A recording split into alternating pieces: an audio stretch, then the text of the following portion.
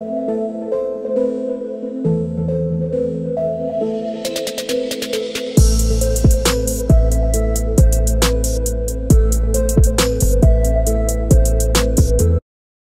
les gars, avant de commencer la vidéo, mon sponsor Maillot, comme d'habitude, là il fait une offre super intéressante avec toutes les informations dans la description.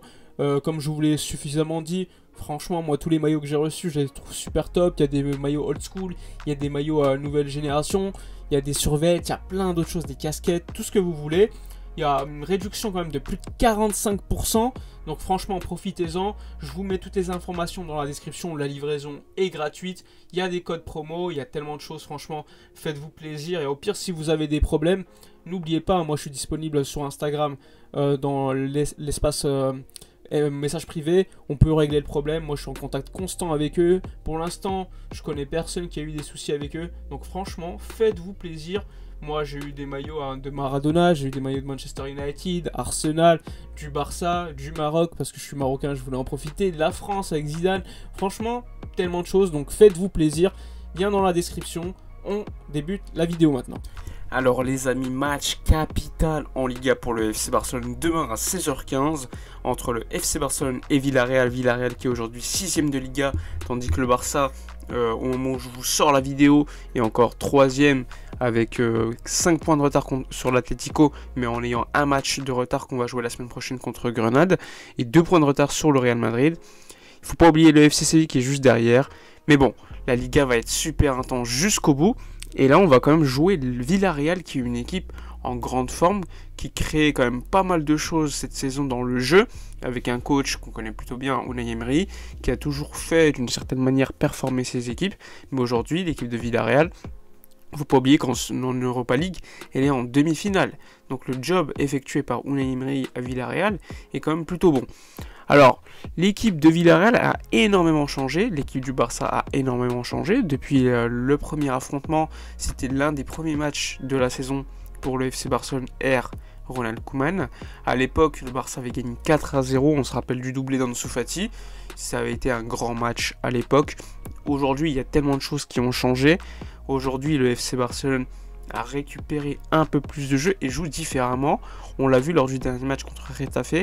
Offensivement, il y avait quand même beaucoup de dépendance à Messi. Et défensivement, beaucoup d'erreurs. Et ça, contre Villarreal, il ne faudra pas le faire. Parce qu'en face, tu as quand même un joueur impressionnant.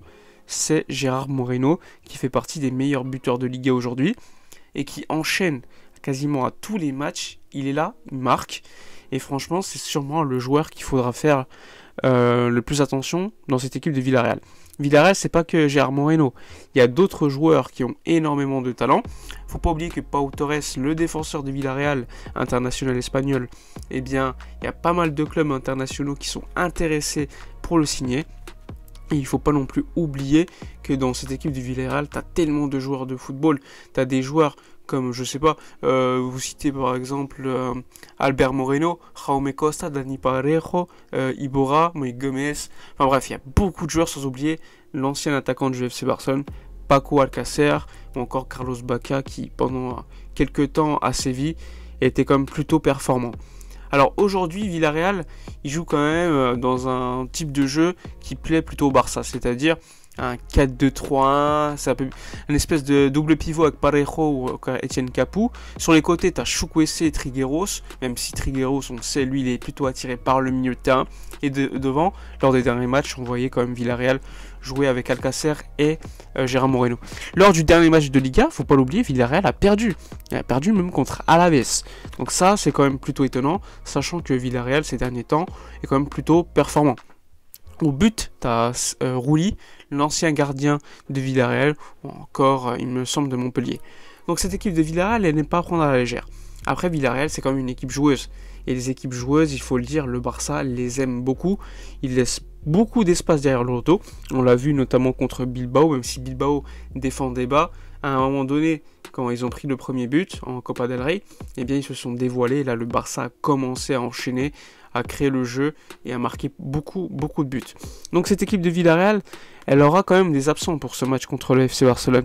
Faut pas oublier le latéral qu'on connaît plutôt bien, qui est plutôt performant, qui est Estupiñán, sans oublier Vicente Iborra, il me semble qu'il jouait au FC Séville il y a encore quelques saisons.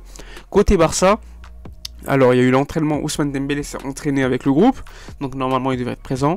Par contre Martin Braithwaite sera bien absent, Philippe Coutinho comme d'habitude, tout comme Ansu Fati. Alors cette équipe du FC Barcelone contre Villarreal, je pense qu'elle va être plutôt classique.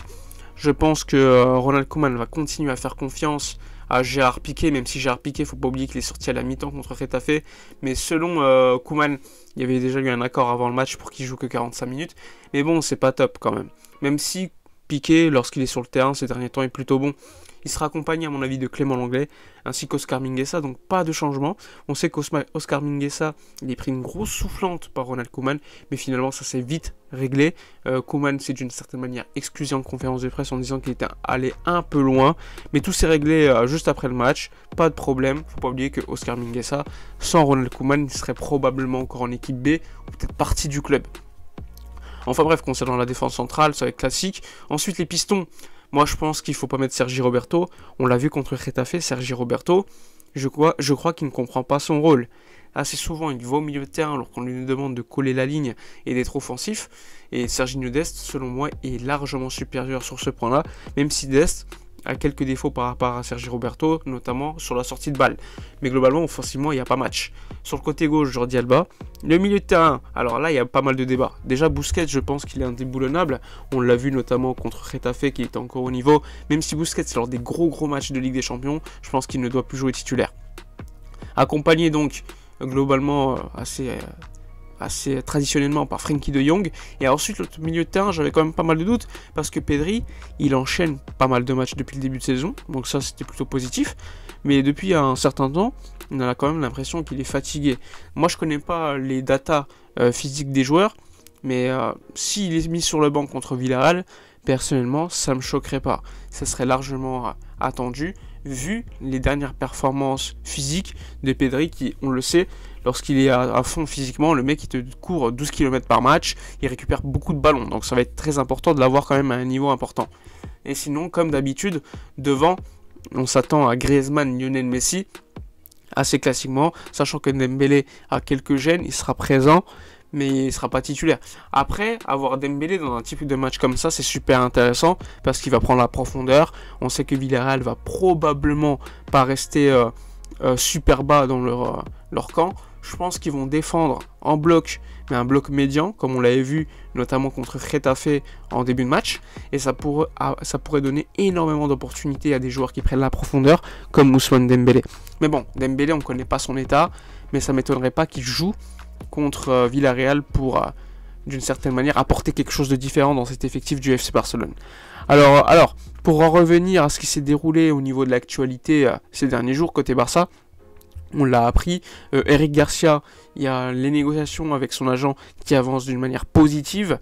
Le FC Barcelone a proposé un salaire beaucoup plus bas qu'avant, que l'ancienne direction.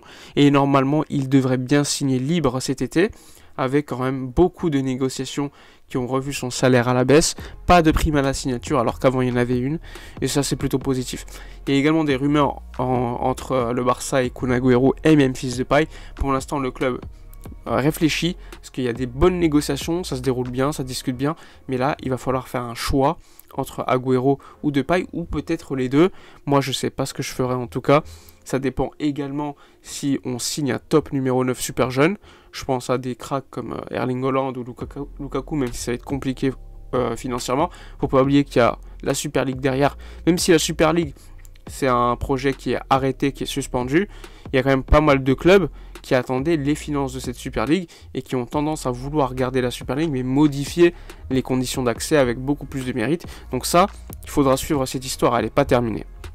Enfin bref, dites-moi dans les commentaires votre 11 pour jouer contre Villarreal, votre préférence pour le dispositif, hein, si c'est un 3-5-2, 4-3-3, etc.